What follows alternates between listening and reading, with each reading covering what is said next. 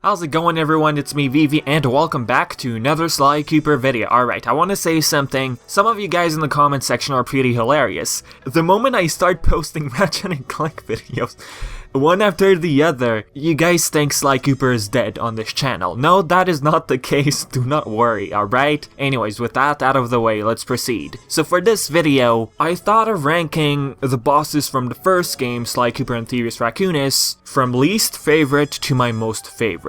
You could consider this video some type of top 5, I guess. So let's go. One thing I want to say, though, whichever boss in the first game involved the use of the cane or some sort of shooting, that instantly falls towards a higher rank. Alright, so this video overall is pretty predictable, I'd say. Let's play a game. Try and guess my favorite bosses in order from least favorite to most favorite. I'll give you guys 5 seconds to Vivi, hold up. I enjoy your content, but for this video no one cares, alright? So just proceed. Just proceed with the actual video, okay? Numero 5. Number 5. Easy Miss Ruby. I really dislike this one. It's simple. Due to the button sequences, this is a rhythm-based boss battle, something I dislike. 1, it's so boring, and 2, restarting is just no. It's a hassle. Like, come on. I get you want to make the boss battle challenging, but there's a difference between challenging and just plain annoying. Restarting over and over again is just like, oh, come on, right? Sure, you whack her with the cane once you reach her, but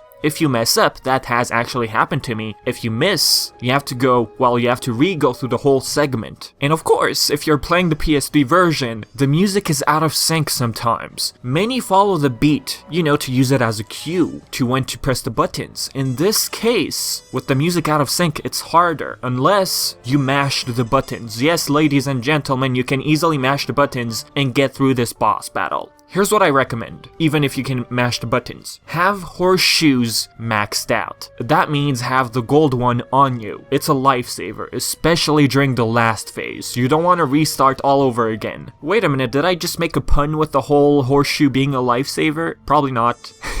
Get it? It's a lifesaver because it saves a life? No, you probably don't get it? Okay, it's fine. I'll just sit in the corner right there and think back at what I just said.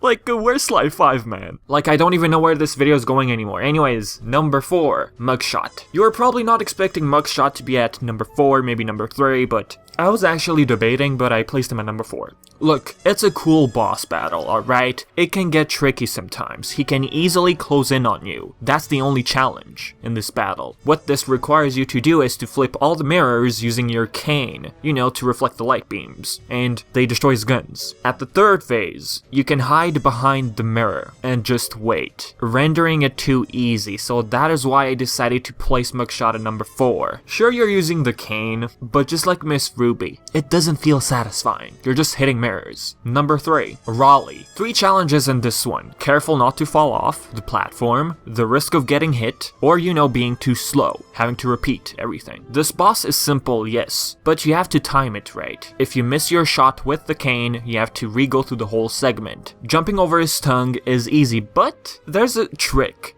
Don't double jump. I'm sure a lot of you double jumped at first and it completely ruined your timing. And just using the cane here as a melee is pretty cool, hitting the actual enemy. Okay, we did hit Miss Ruby, but that was all about button mashing. Number 2, the Panda King. I love this one. The fact that you can move freely around and have to actually avoid his attacks, you actually feel like you're facing a boss. Panda King gave you a taste of bosses from, the later games, where you actually aren't restricted. Like in this one, you actually hit him all the time using your cane. He uses Flame Fu, throwing a bunch of fireballs. You gotta make your way up there, you gotta be careful. Once you reach the top, he uses his Booming Chop, Fiery Wheel, and his Palms of Thunder. Sometimes I wondered if he'd ever shut up. Like, seriously, the number of times he repeated his lines, I was like, wow, okay, this dude is serious. Sly Cooper is all stealth, right? So using the cane just feels like a breath of fresh air, like something new. It feels satisfying, right? Like you're in front of the bad guy and haha, I can finally beat you using my cane. I don't have to wait for the buttons to appear in front of me. I don't have to flip mirrors. I don't have to wait for you to spin with your tongue around, right? Sure, you can move around with Sir Rowley, but that one you were jumping on platforms and you had to time everything. With the Panda King, you feel more free. That is all. Number 1. Easy. Le Paradox. Le Paradox, guys, hands down, he's the best villain in the entire series, right? Gameplay. The battle.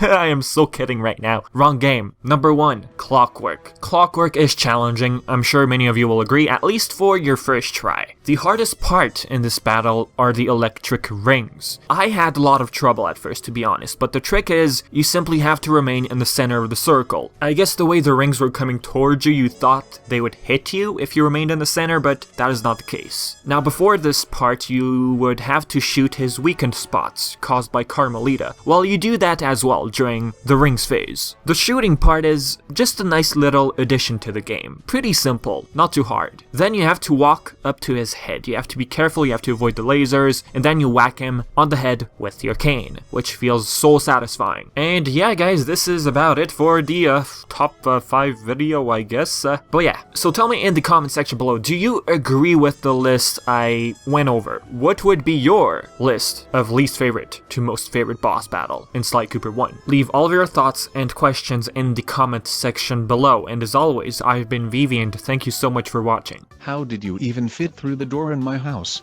You're too big to fit through that tiny hole of... Oh, trust me, baby. I know my ways. You need the right technique. You just got to go in with the right amount of force.